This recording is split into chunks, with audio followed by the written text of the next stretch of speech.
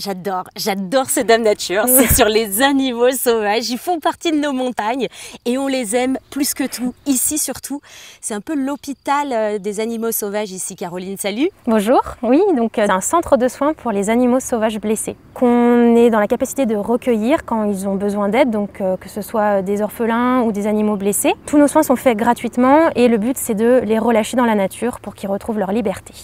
Et moi, ce que j'adore, c'est que vous soignez les animaux le plus naturellement possible en évitant un maximum les médicaments. C'est ça. Alors en fait, on a vraiment la volonté d'intégrer le plus de soins naturels possible, quand c'est possible, parce qu'il y a des choses qu'on ne peut pas ou qu'on ne sait pas encore faire naturellement.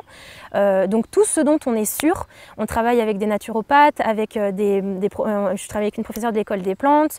Voilà, on a des ostéopathes, des acupuncteurs. On a vraiment un choix, un panel de médecine alternative qui est important. C'est pour être au plus près de la nature sauvage. Exactement. Enfin, voilà, oui, on relâche les animaux, nous. Donc moins on va intégrer de produits chimiques dans leur organisme, moins ils en rejetteront aussi dans l'environnement après le relâcher.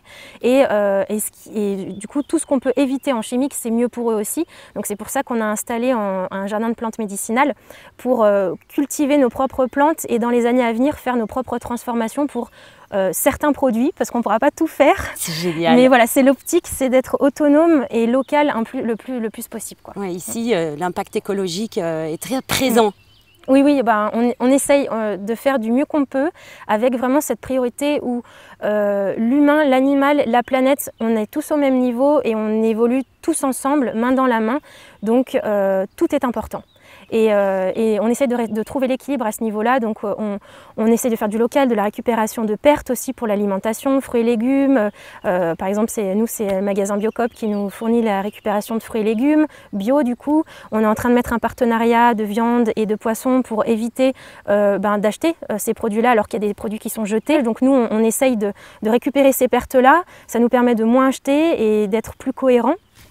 Donc on essaie de mettre en place des partenariats locaux, des partenariats pour faire du zéro déchet. On fait nos produits d'entretien, nous. Voilà. Les toilettes sont sèches. Les toilettes sont sèches. On a une campagne de financement participatif pour des récupérateurs d'eau de pluie. Oui, parce que en fait, vous marchez sous forme de dons ici. Exactement. On veut réduire un maximum parce qu'un centre de soins, c'est très énergivore. Et ça, nous, on veut s'améliorer. En plus, on commence, notre centre de soins est tout nouveau.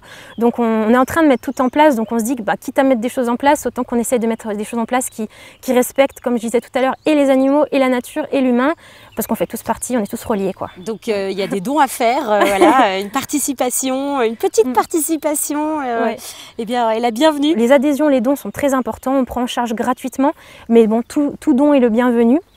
Parce qu'on est constamment en recherche de fonds pour pouvoir survivre et pour pouvoir venir en aide aux animaux sauvages. Et donc là en ce moment, vous avez quoi au refuge comme animaux sauvages? On a beaucoup de chevreuils, de faons de chevreuil. Ça, c'est un très gros problème. Il faut vraiment, si vous découvrez un faon, déjà les mammifères, il ne faut pas les toucher. Vous appelez le centre de sauvegarde directement. Vous vous mettez en retrait, vous ne restez pas à côté et vous nous appelez. Nous, on vous dira si vraiment la situation est préoccupante. Les oiseaux, ils ont un odorat peu développé. C'est des idées reçues.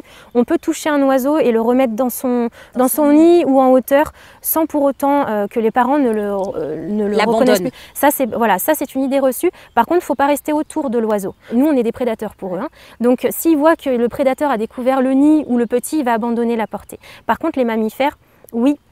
Le dérangement olfactif, il existe vraiment, donc ne pas toucher les mammifères avant d'avoir appelé un centre de soins. Si l'animal est vraiment, il y a du sang ou il est choqué au bord de la route, là c'est différent, mais tout ce qui concerne les faons dont on parlait, c'est ne pas toucher, vous mettre en retrait, nous appeler directement, aller voir les conseils aussi que vous avez sur le site. Vraiment, nous, ce qu'on conseille aux gens, c'est pour tout ce qui est mammifère, appeler un centre de soins avant de toucher l'animal, parce que des fois, on le condamne en fait. C'est une méconnaissance qui fait que ça devient une bienveillance mal placée et du coup on ramasse ce faon qu'on pense en danger alors que pas du tout, quoi. Faut savoir qu'un animal sauvage, il garde l'instinct sauvage. Nous, on le voit bien, les animaux, ils ont une seule envie, c'est de partir, quoi. Pourtant, on est là aux petits soins, mais ça, ils s'en fichent. Eux, ce qu'ils veulent, c'est la liberté. Et notre besoin à nous d'avoir un animal sauvage à la maison n'est pas du tout le besoin de l'animal sauvage à lui. Lui, il est bien plus heureux dans la nature. En plus, on sait qu'ils sont en voie de disparition, donc... Oh oui, on le voit clairement. C'est hyper important. Il y a vraiment l'impact au niveau du changement climatique, on le voit clairement tous les ans. Dès qu'il y a des variations de température trop importantes et pas habituelles, on a des quantités d'appels énormes sur certaines espèces. C'est participer à les préserver en fait, les sauver. Complètement, il y a énormément d'associations maintenant qui font de la sensibilisation et qui vous réapprennent en fait à vivre, à cohabiter avec la faune sauvage. Et si on veut faire notre part dans notre chez nous, eh ben, c'est typiquement des associations aussi vers lesquelles on peut aller pour réapprendre à vivre avec la faune sauvage. Du coup, forcément, on prend soin de notre planète en faisant ça aussi. Tout est lié. Parce que les animaux sauvages, ils font partie de la biodiversité et donc de notre survie, quoi. Tout est lié, c'est un équilibre à préserver. C'est pas intégré dans le cursus scolaire, la préservation de la nature. Enfin, en tout cas, savoir vivre avec l'environnement qui nous entoure, on ne nous l'apprend pas et ça s'est perdu. Donc en fait, on est démunis, on va couper des arbres à n'importe quel moment de l'année, couper des haies, tailler des haies. C'est tout fait de manière irréfléchie et au final, on pense pas aux nids, on pense pas aux nids, on pense pas aux écureuils, on pense pas à la faune en fait qui nous entoure. Et du coup, c'est à ce moment-là où nous on récupère des animaux mal en point. Si chacun à notre niveau, on se remet en question et on réfléchit avant de faire un acte dans notre jardin ou dans le milieu naturel, on va réduire notre impact sur l'environnement. De manière générale, il ne faut pas oublier d'être bienveillant envers soi-même et envers tous les êtres qui nous entourent. Ça, je pense que ça aidera le monde, les animaux y compris évidemment, mais le monde entier à aller mieux, quoi. Bienveillance. Ah, c'est trop beau. En même temps, le message, il est clair, quoi. Merci beaucoup, Caroline. Avec plaisir.